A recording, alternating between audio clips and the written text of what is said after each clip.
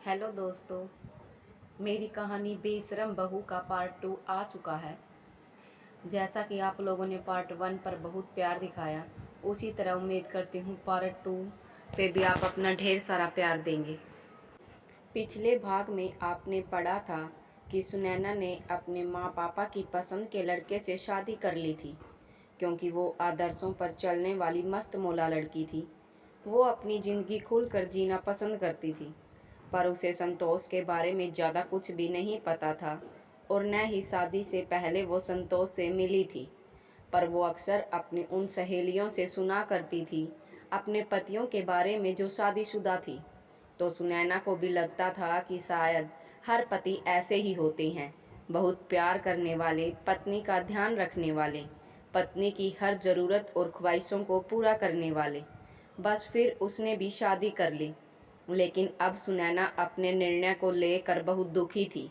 उससे पछतावा हो रहा था कि क्यों नहीं उसने शादी से पहले एक बार भी संतोष से मिलने या बात करने की कोशिश की। शायद तब वो संतोष के व्यवहार को समझ पाती।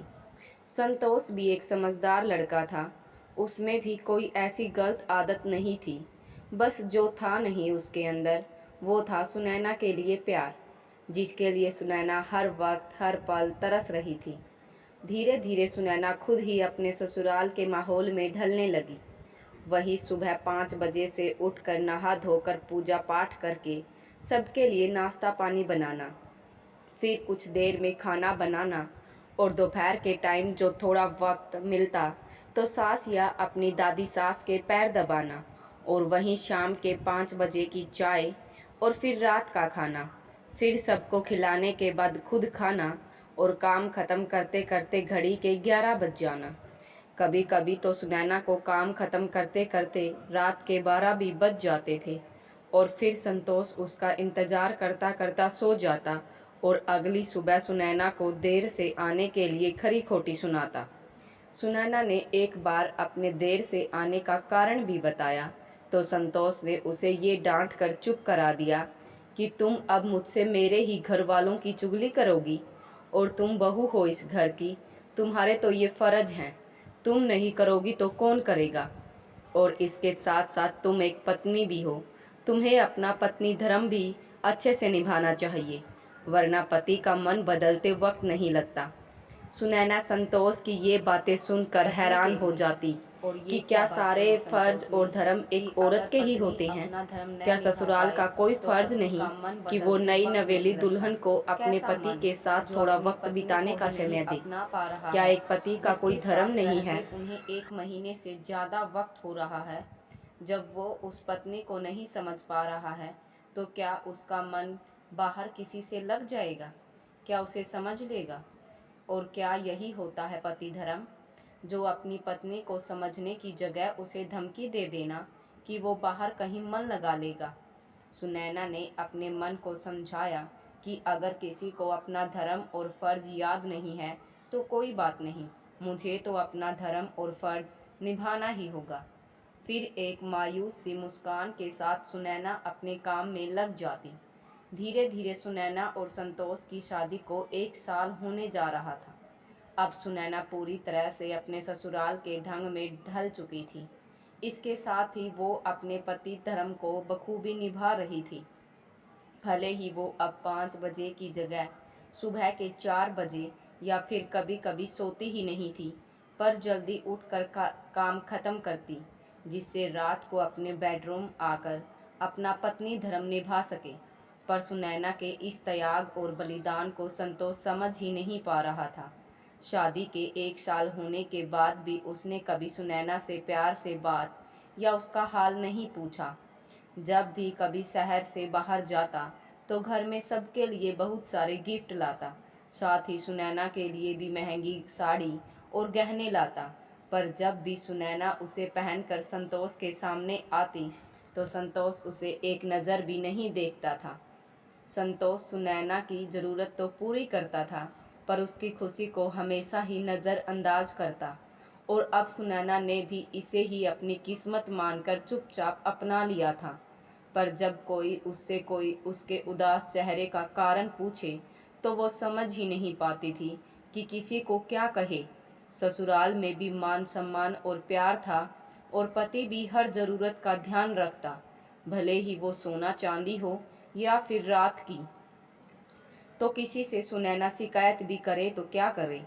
कई बार सुनैना ने अपनी माँ से इस बारे में बात करनी चाही, तो माँ ने भी लड़की का घर बसा रहे, इसलिए उसे यही हिदायत दी कि शुरू शुरू में सबके साथ ऐसा ही होता है, फिर धीरे धीरे सब पति लाइन पर आ जाते हैं। तुम भी संतोष को थोड़ा वक्त दो। मुझे यकीन है जब तुम 2 से 3 हो जाओगे तब सब अपने आप ठीक हो जाएगा और तुम खुद हंसते हुए घर आकर मुझे ये खबर दोगी। सुनैना अभी 2 लोगों का ही रिश्ता नहीं संभाल पा रही थी और फिर बच्चा। सुनैना बड़ी मुश्किल से घर के कामों से वक्त चुरा चुरा कर संतोष की ज़रूरत पूरी करती। उसे अपने लिए वक्त ही नहीं मिलता था। फिर ऐसे में बच्चे के लिए वक्त सुनैना कहाँ से लाती। और अगर इस बच्चे के आने के बाद भी संतोष के दिल में सुनैना के लिए प्यार नहीं जागता तो तब क्या होता सुनैना का। सुनैना सोच रही थी जैसे जैसे वक्त बीतेगा सब ठीक हो जाएगा, पर सुनैना के साथ उल्टा हो रहा था। वक्त जैसे जैसे बीत रहा था उसकी उलझनें और भी ज़्यादा बढ़ रही थी। अब सुनैना अपनी माँ से मिली हिदायत से और भी ज़्यादा परेशान रहने लगी और अंदर ही अंदर घुटने लगी।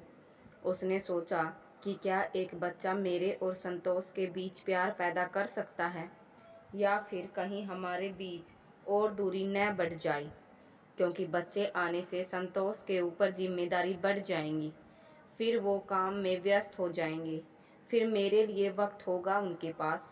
क्या इस बारे में संतोष से बात करके देखूं, पर कहीं वो इस बात से नाराज न हो जाए और उल्टा मुझे ही 4 बातें सुना दे। नहीं नहीं, जो जैसा चल रहा है वैसा ठीक है। कहीं ऐसा ना हो कि प्यार पाने की चाहत में मैं उनसे और दूरी न बढ़ा लूं। फिर सुनैना अपने पुराने दिनचर्या में लौट आई, पर अभी भी उसका मन संतोष के एक पल के प्यार के लिए बहुत तरस रहा था। उसे लगता था कि कब संतोष उसे सीने से लगा कर उसे अपनी बाहों में भर ले और उससे कहे कि वो भी सुनैना से बहुत प्यार करता है। अब घर में भी सब सुनैना से बच्चे की बात छेड़ने लगे। सुनैना को लगा कि शायद मेरी माँ सही कह रही थी कि एक बच्चे के आ जाने से शायद संतोष के व्यवहार में कोई परिवर्तन आ जाए। अपनी पत्नी ने सही, अपने बच्चे की माँ के रूप में ही सही मुझसे प्यार करने लगे। और अब सुनैना को उम्मीद की फिर एक किरण दिखने लगी। सारा दिन संतोष घर से बाहर रहता, पर सुनैना तो घर पर रहती। पूरे दिन कोई न कोई उसे बच्चे पैदा करने की हिदायत दे ही देता। सबकी बातों को सुन सुनकर अब सुनैना भी बच्चा पैदा करने के लिए तैयार थी, पर उसे ये समझ नहीं आ रहा था कि कोई भी इस बारे में संतोष से क्यों नहीं कहता। मैं भी तो बच्चा तभी पैदा करूंगी जब संतोष इस बात के लिए हामी भरेंगे। अब हर कोई बस सुनैना की तरफ आस लगा कर देखता कि कब वो माँ बनने की खबर सुना दे। सुनैना ने सबके बोलने का इंतजार किया कि शायद कोई संतोष से इस बारे में बात करे, पर किसी की भी हिम्मत नहीं होती थी कि संतोष से इस बारे में बात करने की। फिर एक दिन सुनैना ने हिम्मत की और संतोष से कहा कि वो माँ बनना चाहती है। संतोष ने सुनैना की बात तो सुनी, पर उसे कोई जवाब नहीं दिया। सुनैना ने फिर कहा कि आपको तो कोई प्रॉब्लम नहीं है ना। संतोष ने घूर कर सुनैना की तरफ देखा और सुनैना ने अपनी निगाहें नीचे कर ली और वहां से चुपचाप चली गई। रसोई घर में जाकर सुनैना अपने दुख को संभाल न पाई और सबकी नज़र से छिपकर टेसुओं को बहाने लगी। संतोष की माँ संतोष की बेरुखी को अच्छे से समझती थी, इसलिए वो सुनैना के पास गई और उससे इस उदासी का कारण पूछा। सुनैना भी अब अपने दर्द को अंदर नहीं संभाल पा रही थी और माँ की ममता पाकर उसने भी संतोष की बात बताई कि वो माँ बनना चाहती है, पर संतोष शायद नहीं। उन्होंने सुनैना को भी यही समझाया कि संतोष बचपन से ही ऐसा है, बिल्कुल अपने दादाजी जैसा, अकड़ू और शांत, पर वो दिल का बहुत ही साफ है। वो अपनी भावनाएं किसी से कहता नहीं है, पर वो उनकी कदर करता है। तू रुक जा, कल सुबह मैं उससे बात करती हूँ, तू परेशान मत हो। तब जाकर सुनैना को थोड़ी राहत मिली और उसके अंदर फिर एक हिम्मत सी आ गई। अगली सुबह संतोष की माँ ने संतोष से इस बारे में बात कही तो उसने माँ से कहा कि जैसे आप लोगों की मर्जी। उसी रात संतोष घर जल्दी आ गया था। सुनैना को भी कमरे में जल्दी से आने को कहा। सुनैना को लगा कि शायद अब उसका इंतज़ार ख़त्म हुआ। संतोष ने अपनी शादी की पहली बार सुनैना को कमरे में जल्दी आने को कहा था। सुनैना के ससुराल में सभी संतोष का नेचर जानते थे, इसलिए वो बहुत खुश थे। जब भी सुनैना और संतोष एक दूसरे से खुश होते थे।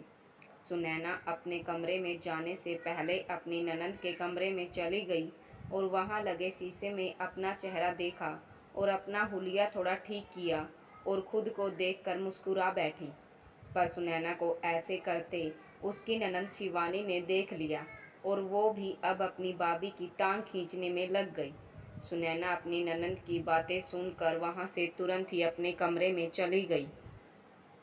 सुनैना जैसे ही कमरे के अंदर गई तो कमरे में बहुत ही ज़्यादा खामोशी थी और संतोष भी बहुत ज़्यादा सीरियस नज़र आ रहा था। सुनैना का अब चुलबुलापन संतोष को देखते ही ख़त्म हो गया और वो सिर नीचे करके संतोष से दूर जाकर बैठ गई। संतोष ने बड़ी गंभीरता से सुनैना की तरफ देखा। सुनैना अब थोड़ी डर सी गई। उसे तो ये भी नहीं पता होता कि संतोष कब उससे किस बात पर नाराज़ हो जाए।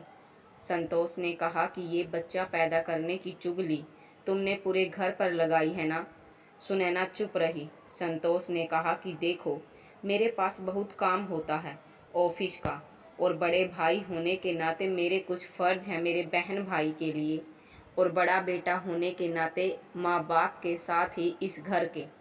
तो तुम्हें माँ बनना है तो मुझे कोई दिक्कत नहीं है, पर तुम मुझसे कोई उम्मीद मत रखना कि मैं एक बाप की तरह उसका ध्यान रखूं। हाँ, मेरी जो जिम्मेदारी होगी उसके लिए मैं ज़रूर निभाऊंगा, पर वक्त नहीं दे पाऊंगा। अब अगर फिर भी तुम्हें बच्चा पैदा करना है तो आज रात को शादी वाला जोड़ा पहनकर बिस्तर पर आ जाना। और हाँ, मुझे लड़के बहुत अच्छे लगते हैं, तो तुम मुझे लड़का ही पैदा करके देना। और फिर सुनैना मन की बात बिना जाने वो अपनी बात पूरी करके कमरे के बाहर चला गया और सुनैना वहीं के वहीं बैठी रह गई। सुनैना संतोष की बात को सुनकर हैरान सी रह गई कि क्या बच्चा पैदा करना भी एक जिम्मेदारी है। ये तो दो लोगों के प्यार की निशानी होती है, जहाँ तक मुझे पता है। और मैं भी शायद इसलिए एक बच्चा चाहती हूँ जो मेरे और संतोष के बीच के अधूरेपन को ख़त्म कर दे। पर क्या संतोष मुझसे प्यार नहीं करते? माना कि कुछ मर्द अपनी भावनाओं को जता नहीं पाते, उनके प्यार को महसूस तो किया जा सकता है, तो क्या मुझे संतोष का प्यार महसूस नहीं होता है? अब किस खुशी से मैं बच्चा पैदा करूं? संतोष इस बात को क्यों नहीं समझते कि बच्चा पैदा करना मेरी जिद नहीं, मेरी ज़रूरत है, जिससे मैं उनका प्यार पा सकूं। और संतोष को क्या अपने बच्चे से कोई लगाव या प्यार नहीं होगा?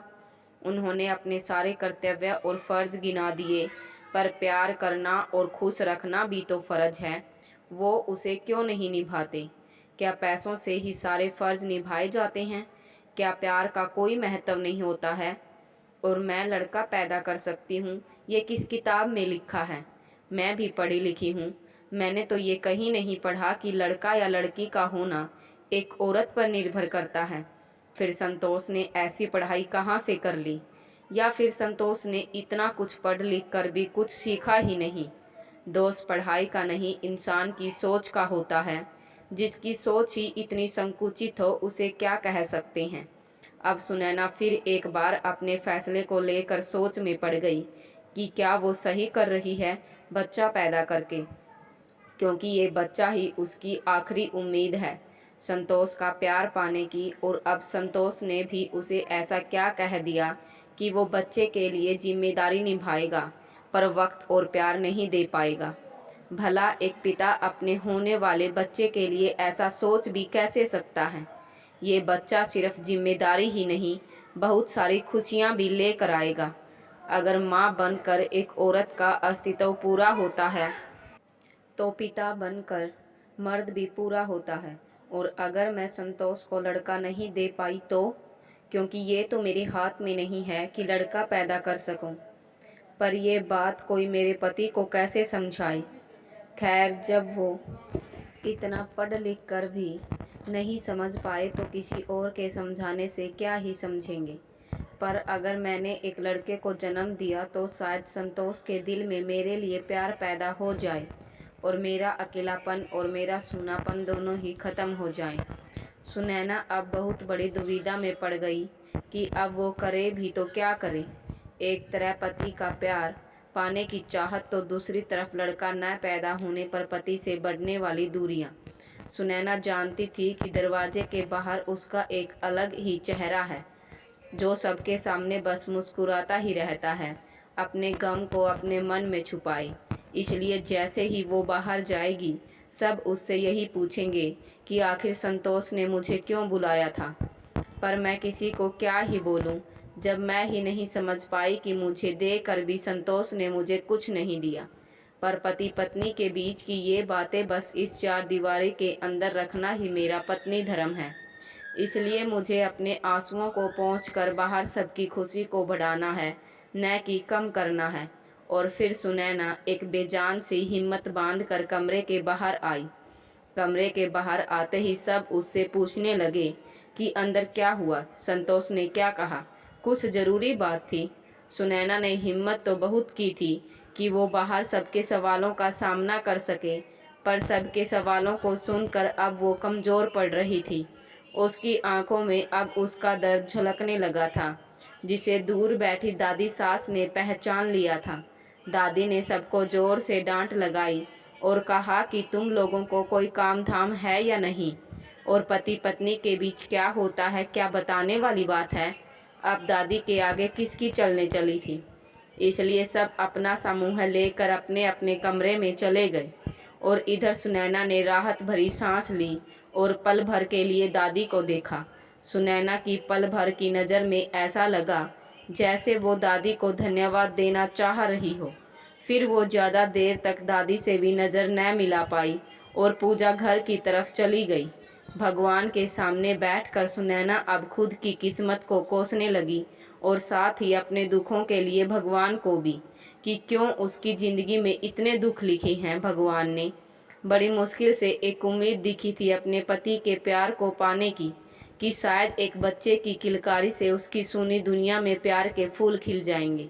पर पति ने उसमें भी कह दिया कि औलाद बस बेटा ही चाहिए। अरे मैं कैसे पैदा कर सकती हूँ एक बेटे को, जबकि ये तो मेरे बस में नहीं है। ये तो आपके बस में है ना प्रभु।